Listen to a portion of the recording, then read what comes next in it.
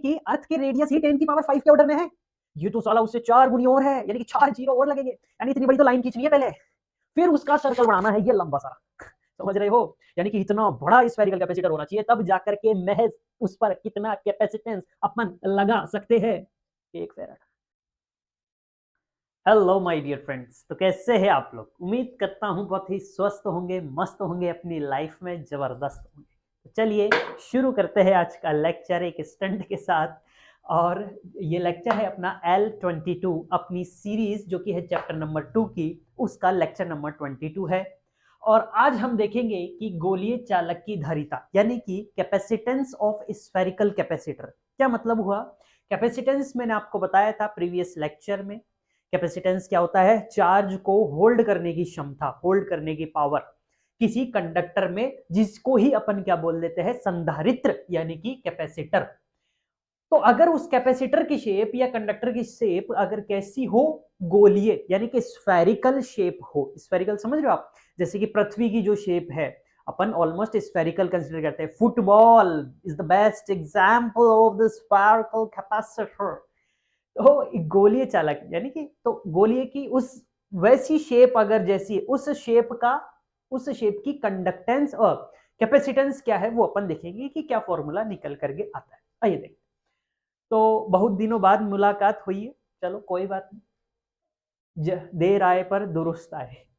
माना कि एक आर त्रिज्या का एक गोलीय संधारित्र यानी कि चालक, या कोश भी बोलते हैं उसको। कोश जनरली बोलते हैं कि जो अंदर से खोखला हो, हॉलो हो, क्योंकि उस पे चार्ज जो है उसकी सरफेस पे जो है डिस्ट्रीब्यूट हो जाता है, यानी कि उसके पृष्ठ पर हो जाता है। आगे देखिएगा भी अपन यहाँ पर।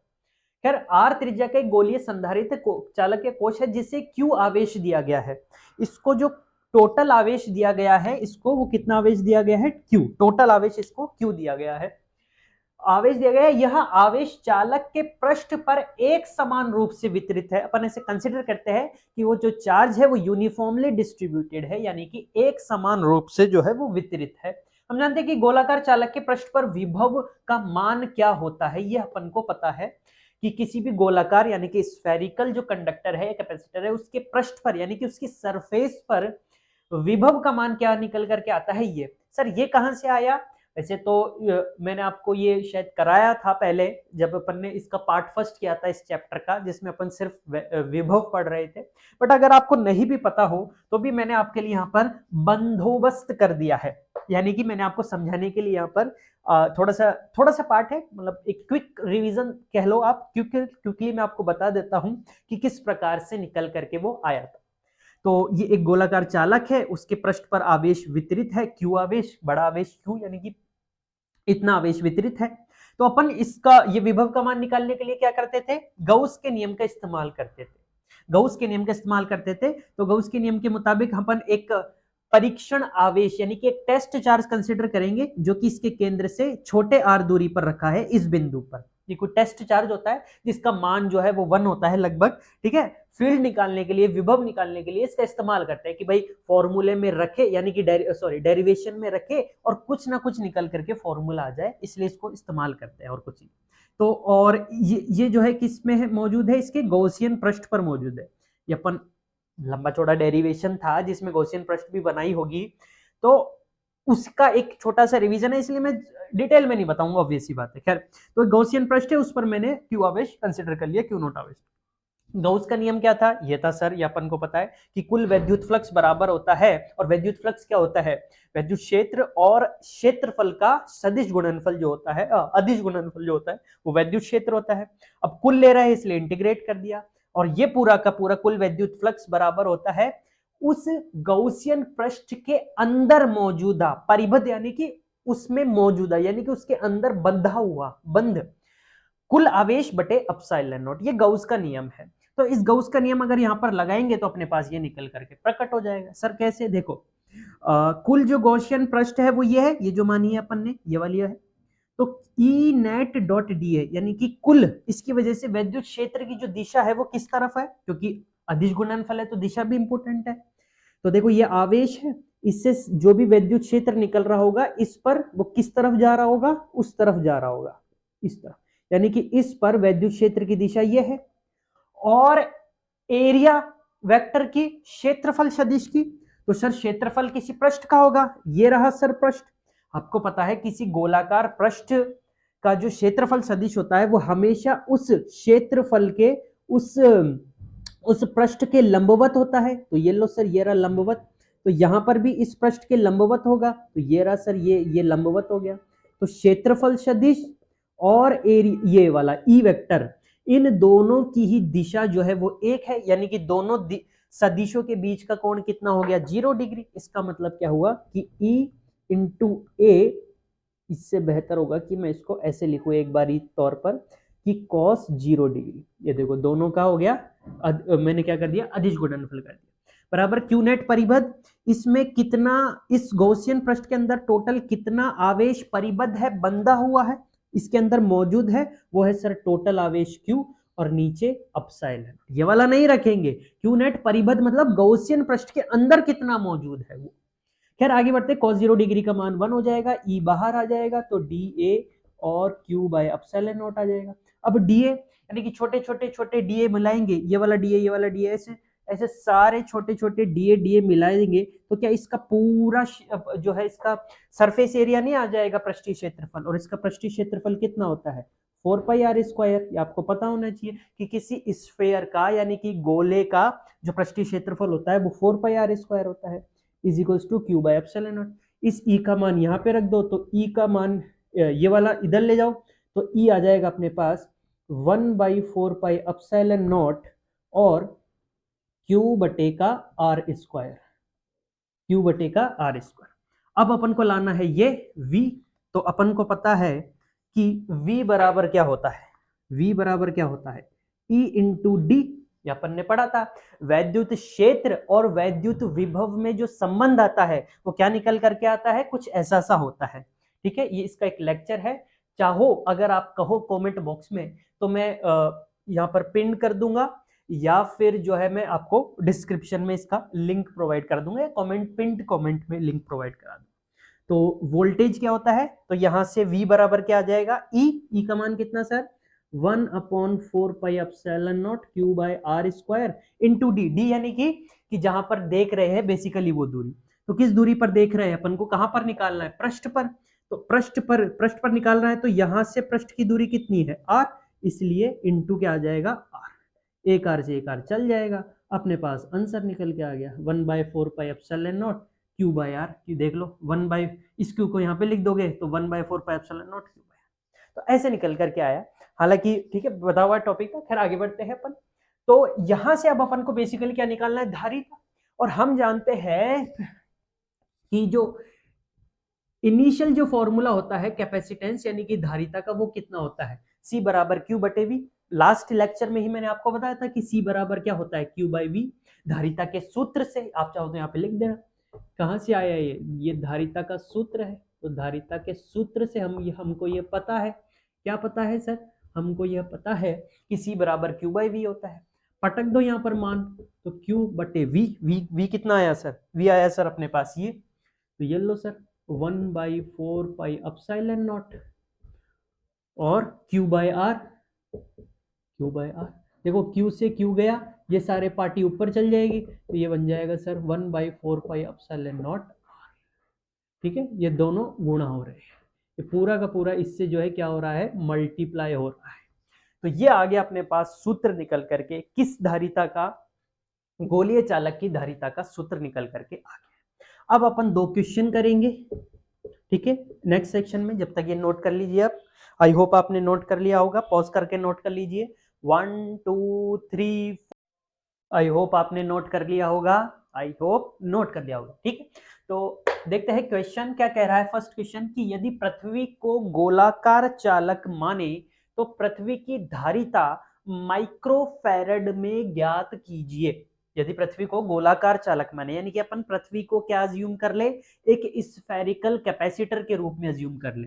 ठीक है, ये अपने पास ये पृथ्वी हो गई, हालांकि टोटल पूरी तरीके से जो है ये स्फेरिकल नहीं होती, किसी जगह थोड़ी सी दबी हुई होती है, किस जगह उठी हुई होती है, लेकिन ओवरऑल अपन कंसीडर इसको क्या कर लेते हैं, एक स्फेरिकल कंसीडर कर लेते हैं। वैसे पृथ्वी की जो शेप होती है असली, उसका एक पर्टिकुलर नाम होता है जो कि आपको कमेंट बॉक्स में बताना है। आइए आपकी जनरल नॉलेज भी यहाँ पर चेक करते हैं कि कौन कौन बताता है, कमेंट बॉक्स में जरूर बताना, ठीक है। खैर अपन देखते हैं कि ये अपनी पास पृथ्वी है, और मतलब पृथ्वी कंसीडर करा है अपन ने इस गोलीय चालक को। अब चूंकि पृथ्वी मानी है तो इसकी त्रिज्या क्या अपन को पता होती है। हाँ सर, 11वीं क्लास में हम करके आए हैं गुरुत्वाकर्षण चैप्टर में, खूब बार इसकी त्रिज्या अपन को पता। ठीक है, फटाफट बता दो क्या होती है सर, 6400 किलोमीटर होती है। ठीक है, यही कंसिडर करते हैं। तो इसकी त्रिज्या यानी कि इसकी त्रिज्या अपन को पता है, ये अपन को पता है। तो इसको अगर गोलाकार चालक मान रहे हैं तो इसकी धारिता अपन को ज्ञात करनी है माइक्रोफैरड में। ठीक है सर, बोले यस सर। तो अपन को यह पता है कि गोलाकार जो चालक होता है या गोलीय चालक होता है, उसकी धारिता का सूत्र क्या निकल करके आया था सर, 4 पाई एप्सिलॉन नॉट गुणा उस गोलीय चालक की त्रिज्या। हाँ सर, ये निकल करके तो आया था। तो बस आपको क्या करना है, सबके मान रखने हैं, उसकी धारिता आ जाएगी निकल करके। और उसको जो है किस में बदल देना है, उसको जो है माइक्रोफैरड में तब्दील कर देना है, सिंपल।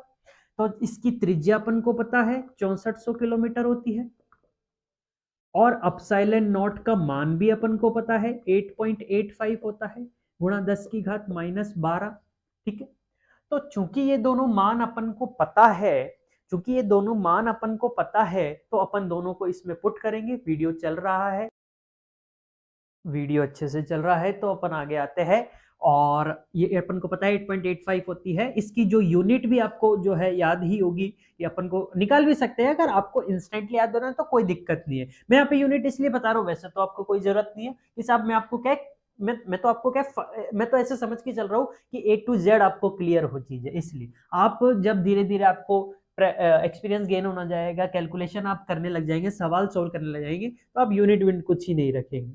तो सर आपको फॉर्मूला पता है कि फोर्स का क्या होता है, K Q by R square, K Q one Q two by R square. तो ये होता है 1/4 बाई एप्सिलॉन नॉट। तो एप्सिलॉन नॉट इधर चल जाएगा, ये सब इधर आ जाएंगे, तो आपकी यूनिट क्या निकल करके आ जाएगी, कूलम्ब स्क्वायर पर न्यूटन मीटर स्क्वायर। ये लो फटाफट निकल जाएगा। ठीक है, नहीं निकाला तो कोई बात नहीं, ठीक है। खैर आगे देखो, है ना। तो ये वैल्यूज पुट करते हैं और अपन आंसर लाते हैं। यहाँ पर देखो, ध्यान से समझना ना। तो C बराबर क्या आ गया अपने पास, 4 into pi into epsilon not, जिसका मान अपन ने निकाल रखा है या पता है अपन को, into R which is 6400।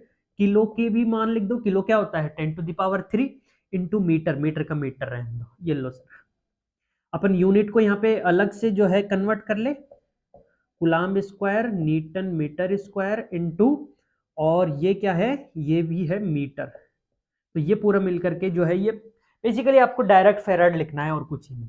Kilometre को ऐसा यूनिट्स में सब रख दो तो अपने आप उसको आप फेराड में लिख सकते। अब कंफ्यूजन करो ही मत, हटाओ इसको, ठीक।